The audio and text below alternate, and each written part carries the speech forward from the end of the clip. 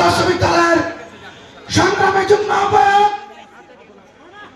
সন্তানের মাটি মানুষের নেতা, আমাদের রাজনৈতিক সহযোদ্ধা, পরিচ্ছন্ন নেতা লায়ন ফরিদ আহমেদ। লায়ন ফরিদ আহমেদ বক্তব্য নিয়ে আসেন। এই মুহূর্তে আমরা লায়ন ফরিদ আহমেদকে করতালির মাধ্যমে অভিনন্দন জানাই।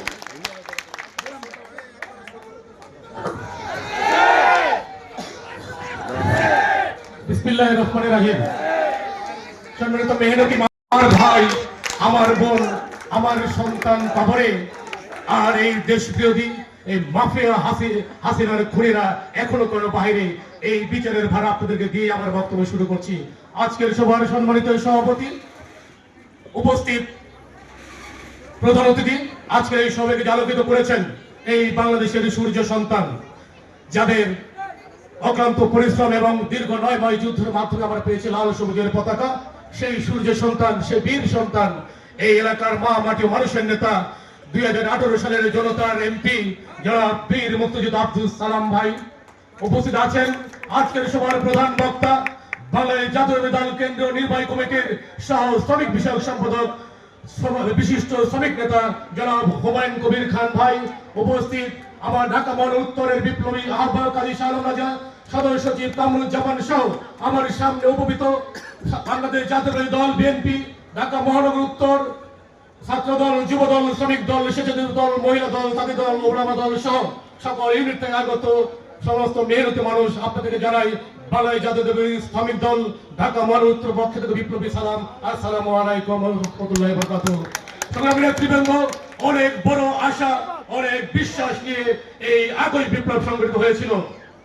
এই আগস্ট বিপ্লবের উদ্দেশ্য ছিল দ্রব্যমূল্যের ঊর্ধ্বগতি রোধ হবে, মেহনতি মানুষের যে অধিকার প্রতিষ্ঠা হবে, আর যে বাজার যে সিন্ডিকেট, এই সিন্ডিকেটটা ভেঙে তছনছ করে দেওয়া হবে।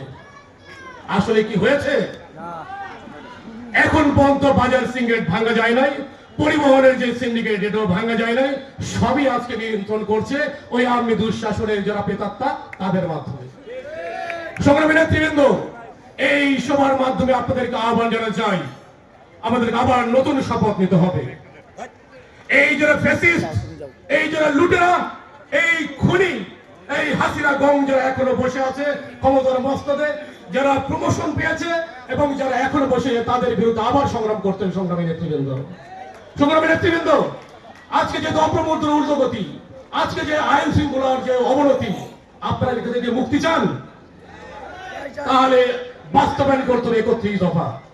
বাংলাদেশের আশা আকাঙ্ক্ষার সূর্য সন্তান, আমাদের প্রিয় নেতা দেশ তারেক রহমান ঘোষিত যে 31 দফা, এই 31 দফা যদি আপনারা যদি বাস্তবায়ন করতে পারি আপনারা সবাই মিলে, তাহলে দেশে সুশাসন প্রতিষ্ঠা হবে, এদেশের নাগরিকের অধিকার প্রতিষ্ঠা হবে, এদেশের শ্রমজীবী মানুষের ভাগ্যের পরিবর্তন হবে, এদেশের সরকারি কর্মচারী যারা আছেন, চাকরিজীবী আছেন, তাদের ভাগ্যের পরিবর্তন হবে।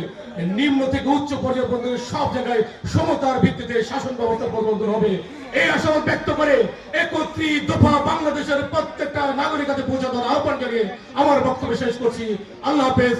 বাংলাদেশ জিন্দাবাদ, বাংলাদেশ জাতীয়তাবাদী দল জিন্দাবাদ, বাংলাদেশ জাতীয়তাবাদী শ্রমিক দল জিন্দাবাদ, বাংলাদেশ জাতীয়তাবাদী শ্রমিক দল আদবার খানা শাখা জিন্দাবাদ, তারুণ্যের অহংকার দেশনায়ক তারেক রহমান জিন্দাবাদ, শহীদ প্রেসিডেন্ট জিয়াউর রহমান অমর হোক, দেশ নেত্রী বেগম খালেদা জিয়া দীর্ঘজীবী হোক।